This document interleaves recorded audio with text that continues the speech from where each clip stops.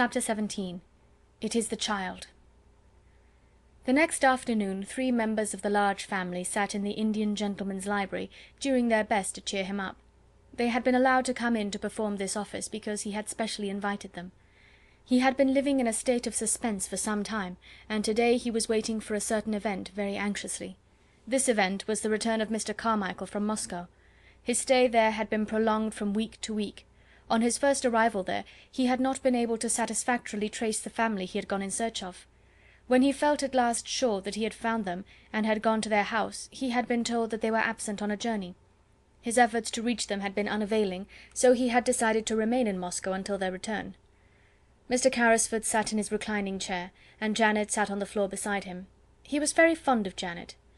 Nora had found a footstool, and Donald was astride the tiger's head, which ornamented the rug made of the animal's skin. It must be owned that he was riding it rather violently. "Don't chirrup so loud, Donald," Janet said. "When you come to cheer an ill person up, you don't cheer him up at the top of your voice. Perhaps the cheering up is too loud, Mr. Carrisford?" turning to the Indian gentleman. But he only patted her shoulder. "No, it isn't," he answered, "and it keeps me from thinking too much." "I'm going to be quiet," Donald shouted. "We'll all be as quiet as mice." "Mice don't make a noise like that," said Janet. Donald made a bridle of his handkerchief and bounced up and down on the tiger's head. "A whole lot of mice might," he said cheerfully. 1,000 mice might." "I don't believe 50,000 mice would," said Janet severely. "And we have to be as quiet as one mouse." Mr. Carrisford laughed and patted her shoulder again. "Papa won't be very long now," she said. "May we talk about the lost little girl?" "I don't think I could talk much about anything else just now," the Indian gentleman answered, knitting his forehead with a tired look. "We like her so much," said Nora. "We call her the little unfairy princess." "Why?" the Indian gentleman inquired, because the fancies of the large family always made him forget things a little. It was Janet who answered. "It is because, though she is not exactly a fairy, she will be so rich when she is found, that she will be like a princess in a fairy tale. We called her the fairy princess at first, but it didn't quite suit." "Is it true," said Nora, "that her papa gave all his money to a friend to put in a mine that had diamonds in it, and then the friend thought he had lost it all and ran away because he felt as if he was a robber?" "But he wasn't really, you know," put in Janet hastily. The Indian gentleman took hold of her hand quickly. "No, he wasn't really," he said. "I'm sorry for the friend," Janet said. "I can't help it. He didn't mean to do it, and it would break his heart. I'm sure it would break his heart." "You're an understanding little woman, Janet," the Indian gentleman said, and he held her hand close. "Did you tell Mr. Carrisford," Donald shouted again, "about the little girl who isn't a beggar? Did you tell him she has new nice clothes? Perhaps she's been found by somebody when she was lost." "There's a cab," exclaimed Janet. "It's stopping before the door. It is Papa." They all ran to the windows to look out. "Yes, it is Papa," Donald proclaimed, "but there is no little girl." All 3 of them incontinently fled the room and tumbled into the hall. It was in this way they always welcomed their father. They were to be heard jumping up and down, clapping their hands, and being caught up and kissed. Mr. Carrisford made an effort to rise and sank back again. "It is no use," he said. "What a wreck I am." Mr. Carmichael's voice approached the door. "No, children," he was saying, "you may come in after I have talked to Mr. Carrisford. Go and play with Ramdas." Then the door opened and he came in. He looked rosier than ever, and brought an atmosphere of freshness and health with him. But his eyes were disappointed and anxious as they met the invalid's look of eager question, even as they grasped each other's hands. "What news?" Mr. Carrisford asked. "The child the Russian people adopted?" "She is not the child we are looking for," was Mr. Carmichael's answer. "She is much younger than Captain Crewe's little girl. Her name is Emily Carew. I have seen and talked to her. The Russians were able to give me every detail." How wearied and miserable the Indian gentleman looked. His hand dropped from Mr. Carmichael's. "Then the search has to be begun all over again," he said. "That is all. Please sit down." Mr. Carmichael took a seat. Somehow he had gradually grown fond of this unhappy man. He was himself so well and happy, and so surrounded by cheerfulness and love, that desolation and broken health seemed pitifully unbearable things. If there had been the sound of just one gay little high-pitched voice in the house, it would have been so much less forlorn.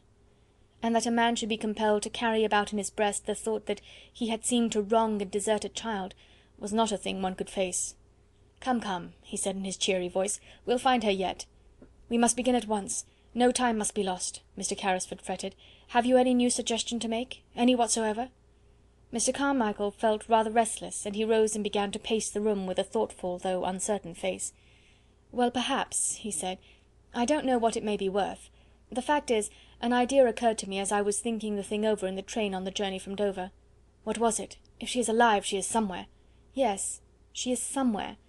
We have searched the schools in Paris. Let us give up Paris and begin in London. That was my idea, to search London." "There are schools enough in London," said Mr. Carrisford.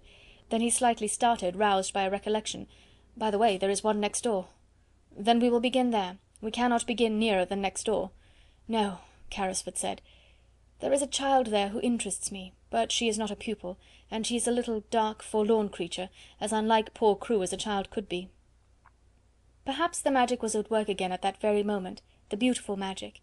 It really seemed as if it might be so. What was it that brought Ramdass into the room, even as his master spoke, salaaming respectfully, but with a scarcely concealed touch of excitement in his dark, flashing eyes? "Sahib," he said, "the child herself has come, the child the Sahib felt pity for. She brings back the monkey who had again run away to her attic under the roof. I have asked that she remain. It was my thought that it would please the Sahib to see and speak with her." "Who is she?" inquired Carmichael. "God knows," Mr. Carrisford answered. "She is the child I spoke of, a little drudge at the school." He waved his hand to Ramdass and addressed him. "Yes, I should like to see her. Go and bring her in." Then he turned to Mr. Carmichael. "While you have been away," he explained, "I have been desperate. The days were so dark and long. Ramdass told me of this child's miseries, and together we invented a romantic plan to help her. I suppose it was a childish thing to do, but it gave me something to plan and think of. Without the help of an agile, soft-footed Oriental like Ramdass, however, it could not have been done." Then Sara came into the room. She carried the monkey in her arms, and he evidently did not intend to part from her, if it could be helped. He was clinging to her and chattering, and the interesting excitement of finding herself in the Indian gentleman's room had brought a flush to Sara's cheeks. "Your monkey ran away again," she said in her pretty voice. "He came to my garret window last night, and I took him in, because it was so cold. I would have brought him back if it had not been so late. I knew you were ill and might not like to be disturbed." The Indian gentleman's hollow eyes dwelt on her with curious interest. "That was very thoughtful of you," he said. Sara looked toward Ramdass, who stood near the door. "Shall I give him to the Lascar?" she asked. "How do you know he is a Lascar?" said the Indian gentleman, smiling a little. "Oh, I know Lascars," Sara said, handing over the reluctant monkey. "I was born in India." The Indian gentleman sat upright so suddenly and with such a change of expression that she was for a moment quite startled. "You were born in India!" he exclaimed, "were you? Come here," and he held out his hand. Sara went to him and laid her hand in his, as he seemed to want to take it. She stood still, and her green-grey eyes met his wonderingly. Something seemed to be the matter with him. "You live next door?" he demanded. "Yes, I live at Miss Minchin's seminary." "But you are not one of her pupils?" A strange little smile hovered about Sara's mouth. She hesitated a moment. "I don't think I know exactly what I am," she replied. "Why not?" "At first I was a pupil and a parlour boarder, but now—" "You were a pupil! What are you now?" The queer little sad smile was on Sara's lips again. "I sleep in the attic, next to the scullery maid," she said. "I run errands for the cook, I do anything she tells me, and I teach the little ones their lessons." "Question her, Carmichael," said Mr. Carrisford, sinking back as if he had lost his strength. "Question her, I cannot." The big, kind father of the large family knew how to question little girls. Sara realized how much practice he had had when he spoke to her in his nice, encouraging voice. "What do you mean by at first, my child?" he inquired. "When I was first taken there by my papa." "Where is your papa?" "He died," said Sara very quietly. "He lost all his money, and there was none left for me.